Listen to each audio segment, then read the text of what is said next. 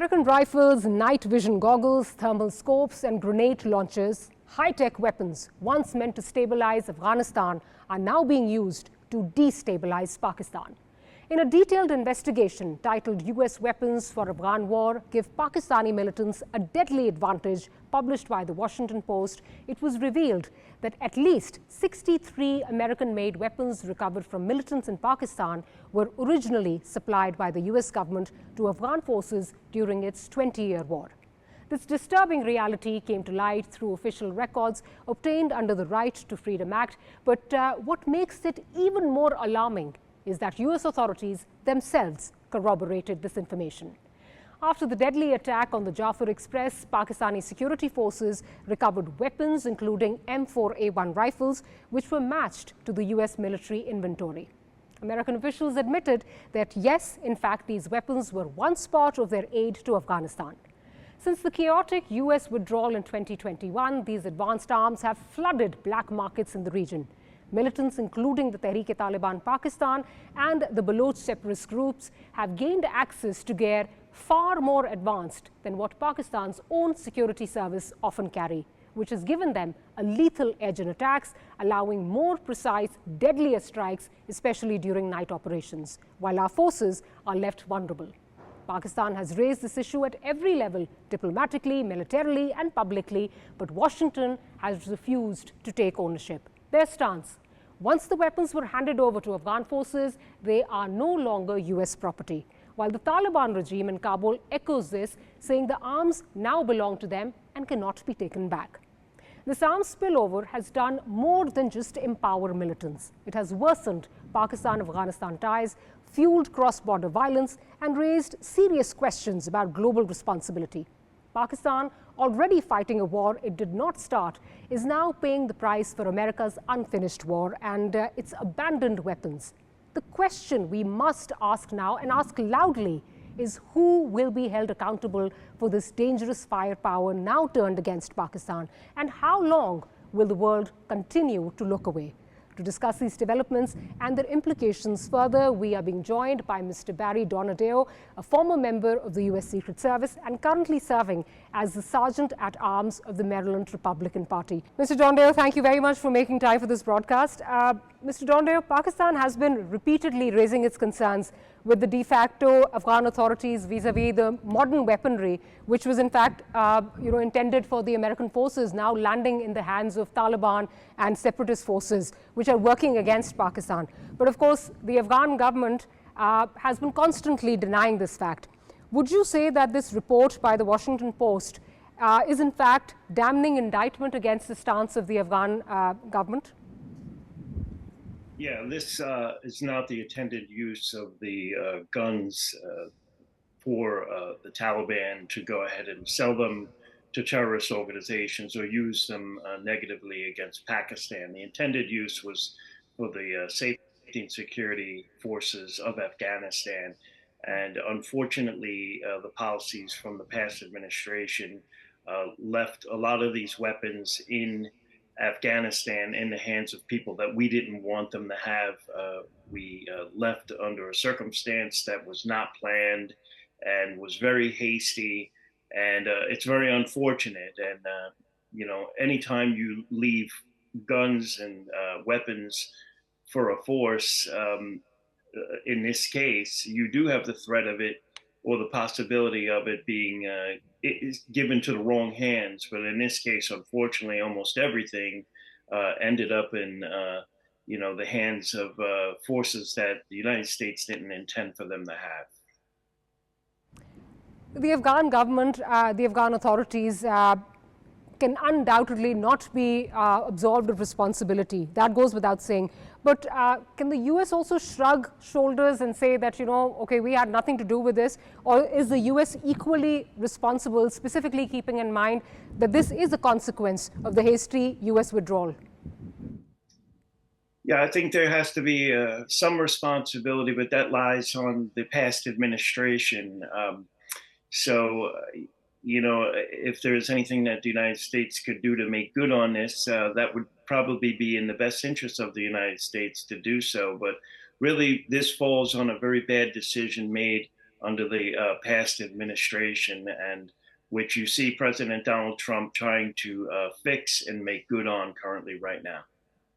So, talking about President Donald Trump, he's been vociferously advocating that this billions worth of equipment should be returned to the Americans. But realistically speaking, how plausible is this demand, considering that many believe it's already too late to stem the illicit flow of weapons? Yeah, well, I think Donald Trump is hoping to get some of them back through negotiation, and that may be possible. I'm not sure what's going through the mind of the Taliban right now.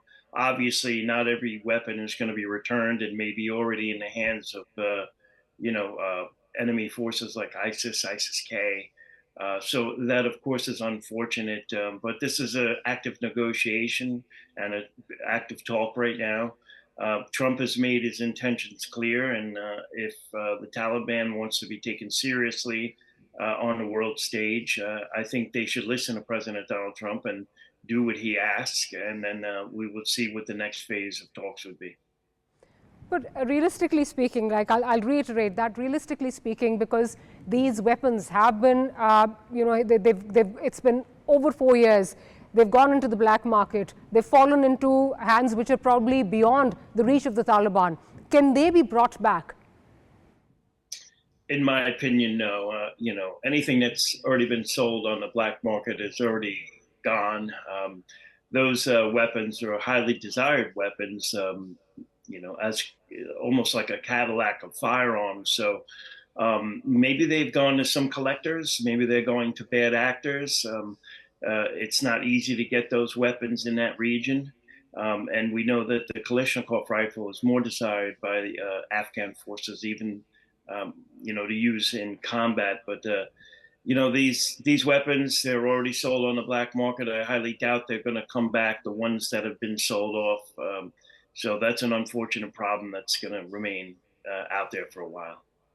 So when following the withdrawal of the American forces, it was abundantly clear that the new Taliban regime will not allow its soil to be used against any country, be it its neighbors or any country of the world.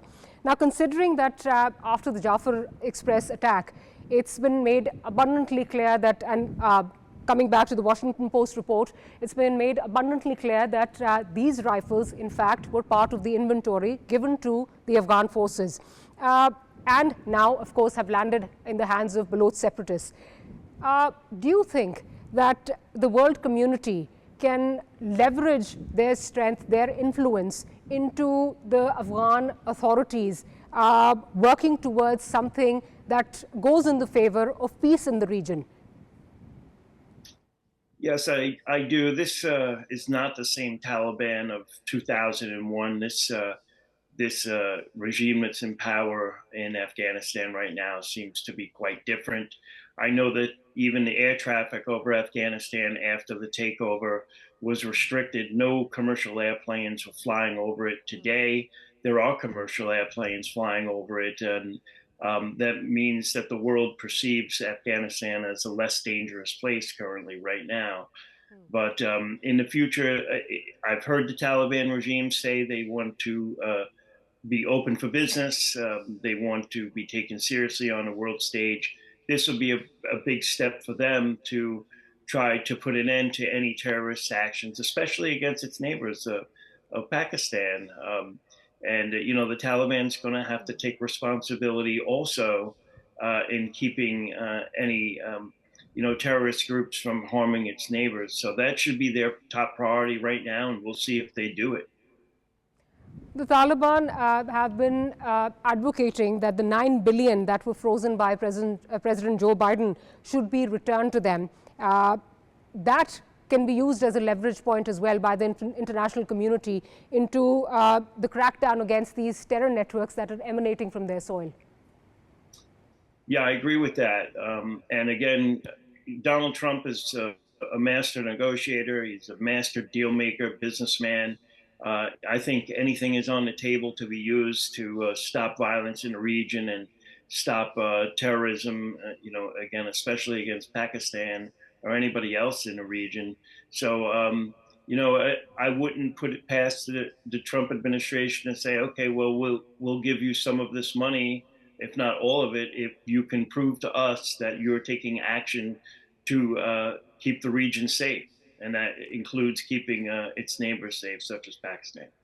So China was one of the first countries when you just mentioned that the Taliban have been saying that we need to be taken seriously. We're open for business.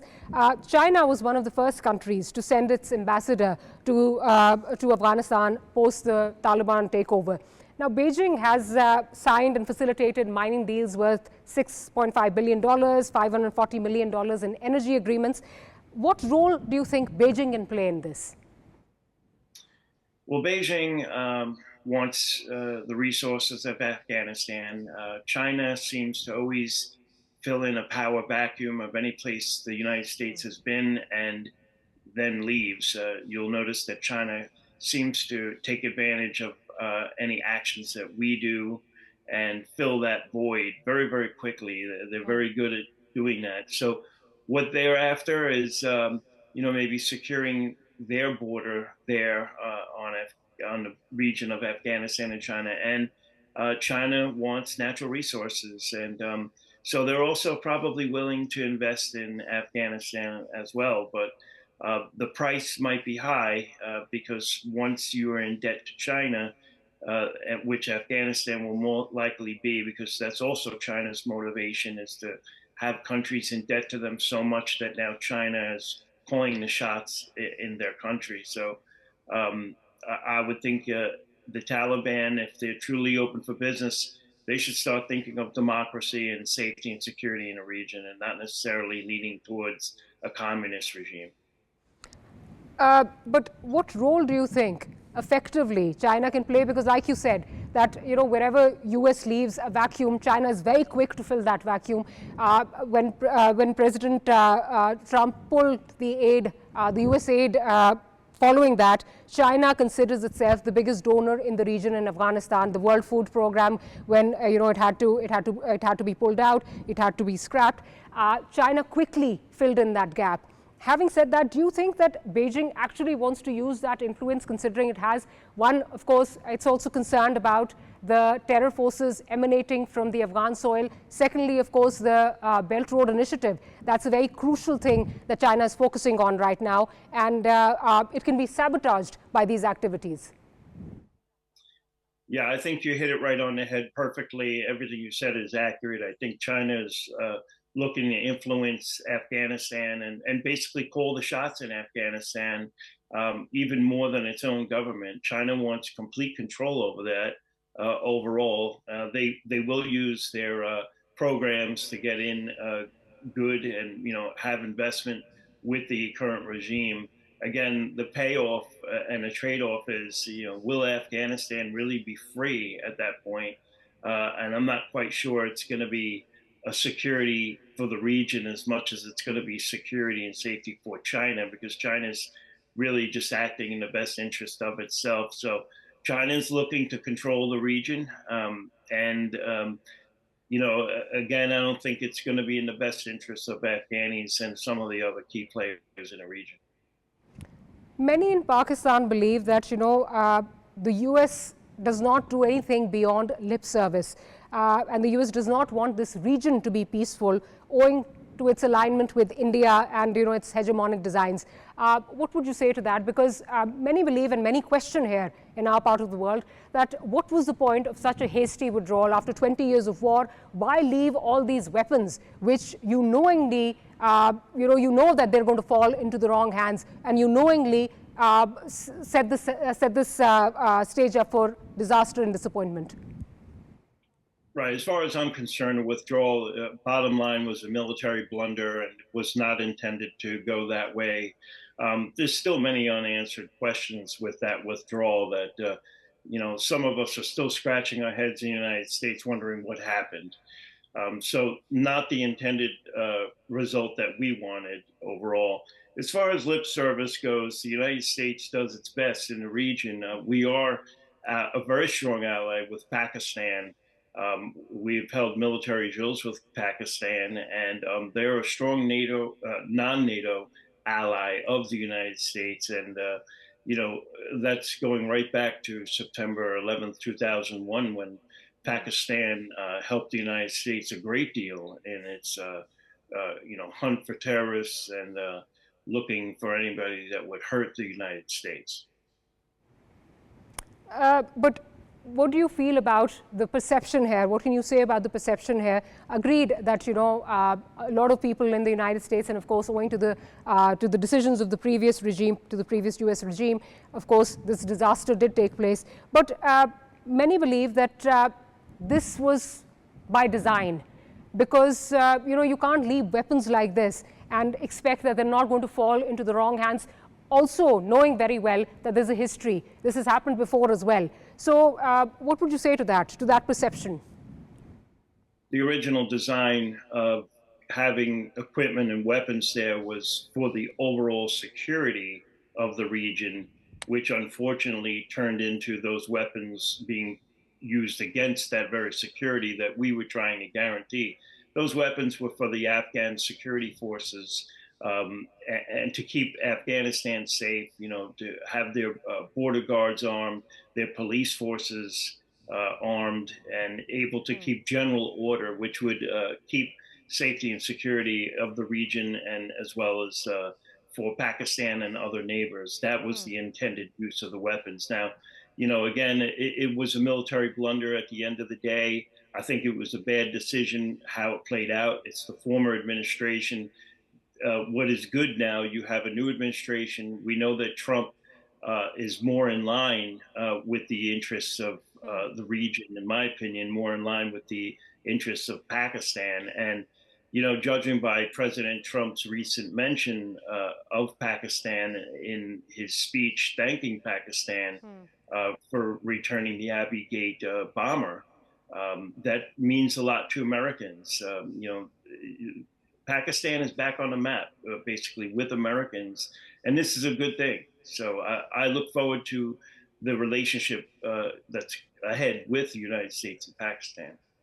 But Mr. Dondeo, it's a known fact that even before the fall of Kabul, you know, as different cities were being taken over by the Taliban, and this is before the fall of Kabul, before the D-Day, the pull-out day, these weapons were falling in the hands of the Taliban. Would you say that this is also a failure of the Biden administration? They lost interest in Afghanistan and were really, you know, they just wanted to pull out at any cost?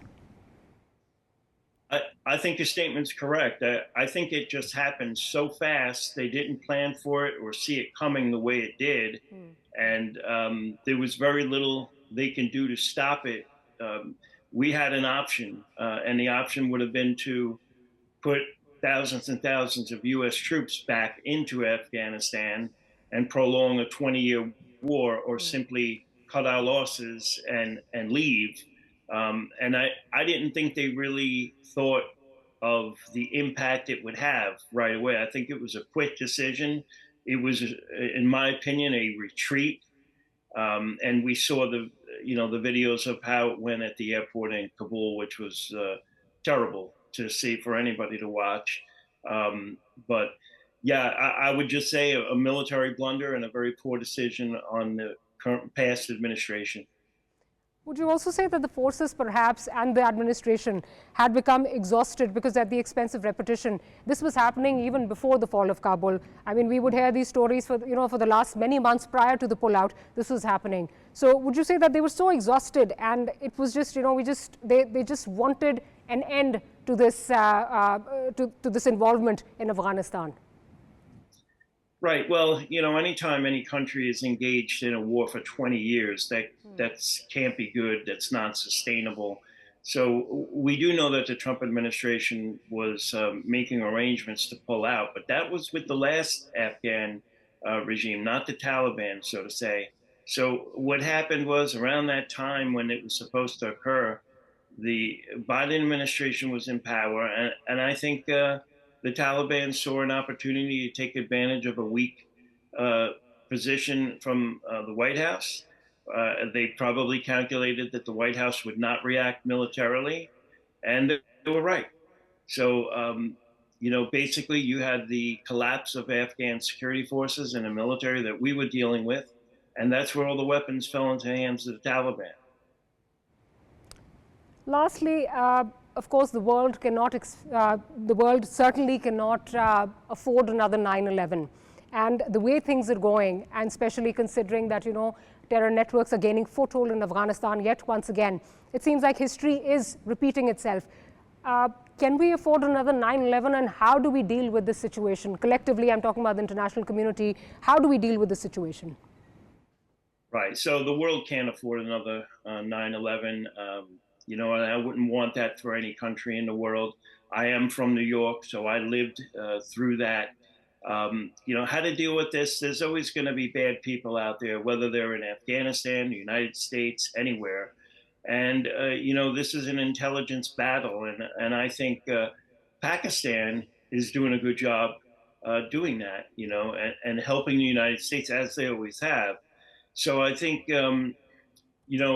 if Pakistan can speak to the Afghan regime and come up with some kind of assurances and some kind of a negotiation where there could be a settlement of peace and working together to stop, overall evil and overall terrorism, I think that's the way to combat this right now.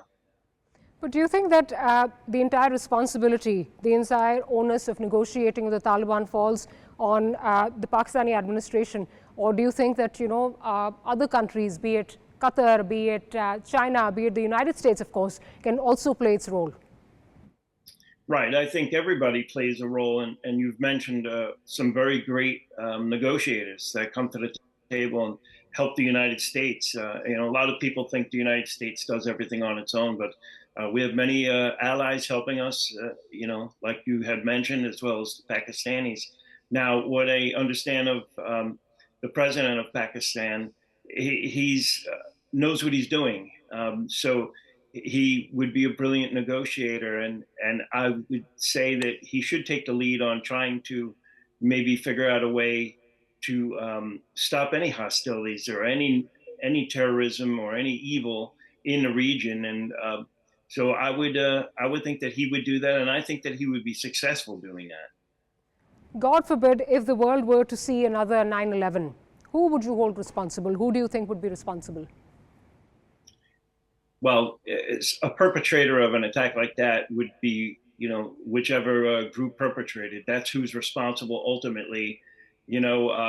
Whether they have weapons that they bought or found somewhere, it's the person that pulls the trigger that is ultimately responsible. So, yeah, we could trace reasons why something happened and maybe weapons getting into the wrong hand. But if we remove the hatred, like in so many other places, so many other war zones, the world becomes a little bit more safer. So that's my thought process on that whole thing. We have to really remove the hatred and the severe ideology to kill another person just for a belief, in my opinion, might be the wrong way to go. We all should start living in peace and trying to work together to solve the world's problems.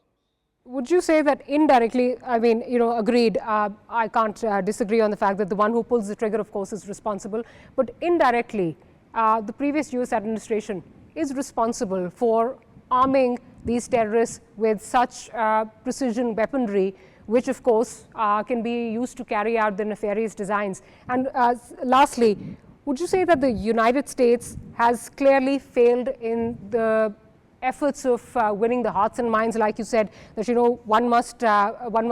there must be peace for peace, there must be a change of hearts and minds? Would you say that the US has lost that battle in Afghanistan?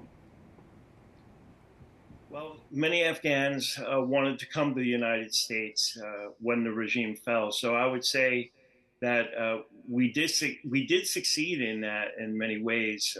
It seems like the massive majority in Afghanistan want things to be the way it is run by the Taliban, and that's just the way it is. So I would say half and half. Maybe half the country we were able to win over the hearts and minds, and maybe have them want to seek democracy and freedom, and then the other side seems to want a Taliban rule.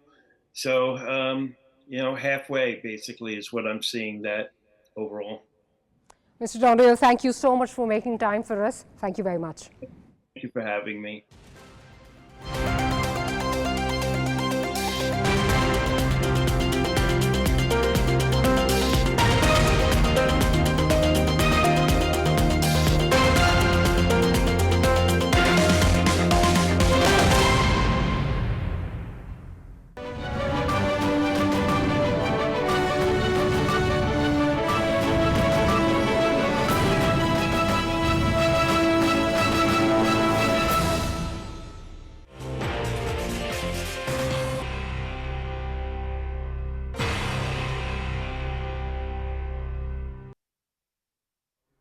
today's program, we are going to talk about the current status of the bilateral relationship between the United States of America and Pakistan, and what future trajectory does it hold.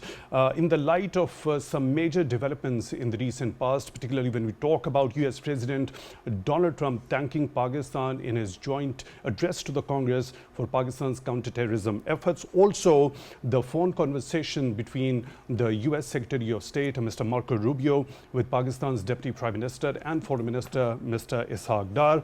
Also, a US congressional delegation visiting Pakistan and calling upon the top leadership of the country, talking about enhancing the economic relations, the trade relations, and talking about increasing the investment in Pakistan is concerned. Also, the participation of a high-ranking US State Department official in the Mineral Investment Summit in Pakistan as well. Also, Pakistan has decided to send a high-level delegation to promote trade relations with the United States of America and also negotiate the recent US tariffs on Pakistan. Also, a counterterrorism dialogue between the two countries is to be held in June. We'll be talking about all these aspects with Mr. Jawad Saleem, a former Foreign Secretary and currently serving as President at the Institute of Regional Studies. Mr. Saleem, thank you very much for your time, for being with us on the show tonight. Really appreciate that. Let's specifically talk about that particular mention of Pakistan by US President Donald Trump in his address to the Congress. What sort of a tone that particular mention thanking Pakistan for its counterterrorism efforts, especially that arrest and the transfer of the Abbey attack mastermind Sharifullah to the US is concerned? That very expeditious action, of course, brought a very positive tone to the sort of the US language on relations with Pakistan. Before that, during President Trump's first term, what we noticed was that initially he had made some statements which were not very positive, so to speak. But eventually, in fact, during his term, his previous term that is, the relations were quite cordial and cooperative. But then there's a long history of relations between Pakistan and the US, and it's a very important relationship. There have been ups and downs, as happens in very many relations between countries, because relations between countries are slightly different to relations between people, because there are no emotional undertones there. Sometimes we can say because they're more based on interest, sometimes they seem more transactional as well, you know, and also it depends on various instances as to what is the foreign policy focus of that particular country. Like there have been times in the 60s and 70s during the Cold War years that Pakistan and the US were very, very close, but because of the dynamics of the Cold War. And then there were times when they were not. But again, then when the Russians invaded Afghanistan and then post 9/11. So we have seen all those phases.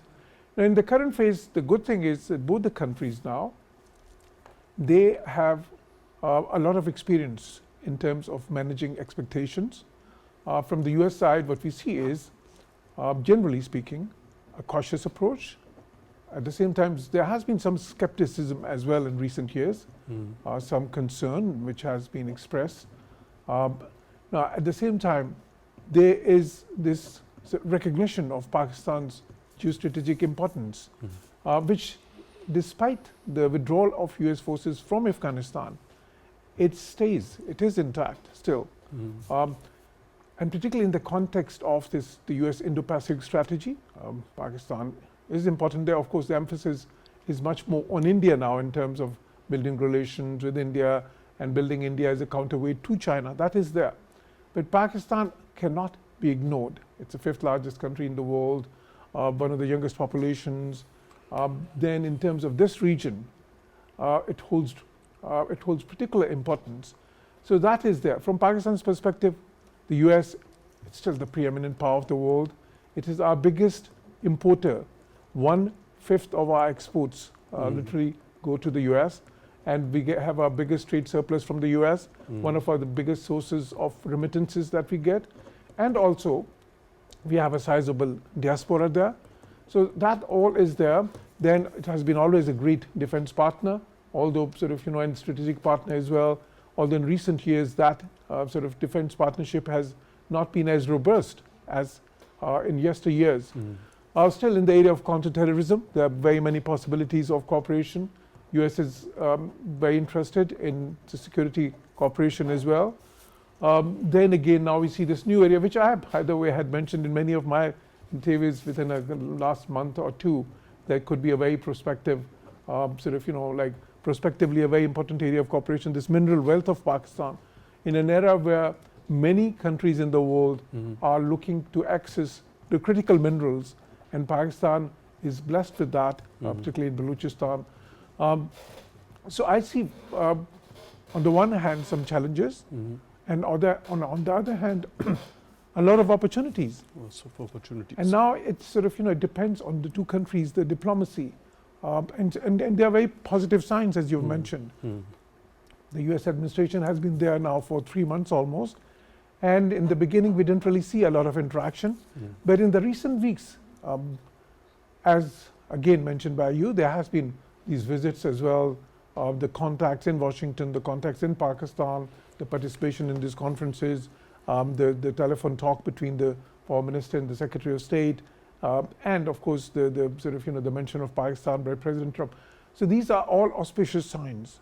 Now this one area which I really need to mention is, of course, Trump has a very protectionist mindset in general. He said in the past that tariffs for him are one of the most beautiful words in English dictionary, and there's a reason for that. Because he sees America, when he says, I want to make America great again, what he means by that is that he wants to America to be the preeminent manufacturing power or industrial power of the world, which America is not anymore, which is actually China. China is now the factory of the world. So if he wants to do that again, then he wants to use that infant, okay, in this case it can't be the infant industry argument, but it is the argument that, okay, the other countries are exploiting or sort of, they're dumping or they're sort of, providing subsidies to the industries and making American industry uncompetitive, sort of in comparison or in competition. So that argument, because of that argument, and he wants to correct the sort of, the US balance of trade and the US current account balance, and he wants to correct the US debt situation. So although personally I believe that is not the right strategy to do that, and I've mentioned that why in my previous sort of comments, because I think America's strength is not its manufacturing. Because manufacturing constitutes just 11% of America's economy. America's strength is its innovation, its service sector, it's sort of, it's academia, it's research. That is, and that is where they need to focus. But anyways, that is for them to decide. But in the current scenario, Ambassador Saleem, I beg your pardon for the interjection over here. I'll have to go for a quick short break. After this particular break, we'll be resuming the discussion from here. For that, stay tuned.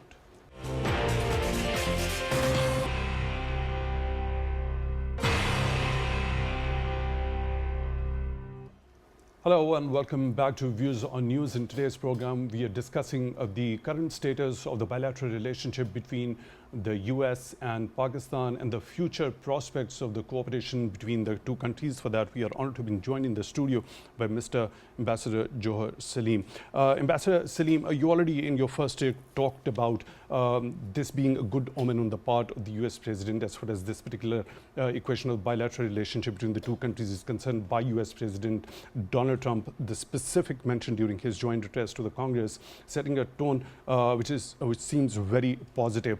So specifically talking about, you already mentioned despite that international troops withdrawal. So there are a number of dimensions which are associated with that also.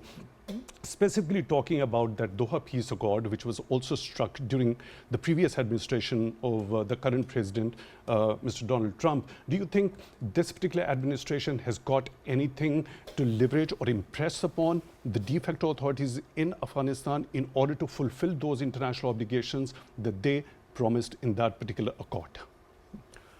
Now, what is happening in Afghanistan constitutes a threat for Pakistan in terms of the safe haven that terrorist groups operating from there have. On top of that, there's sort of, all these weaponry, that very sophisticated weaponry that was left over by the US troops when they had that rather hasty withdrawal from there.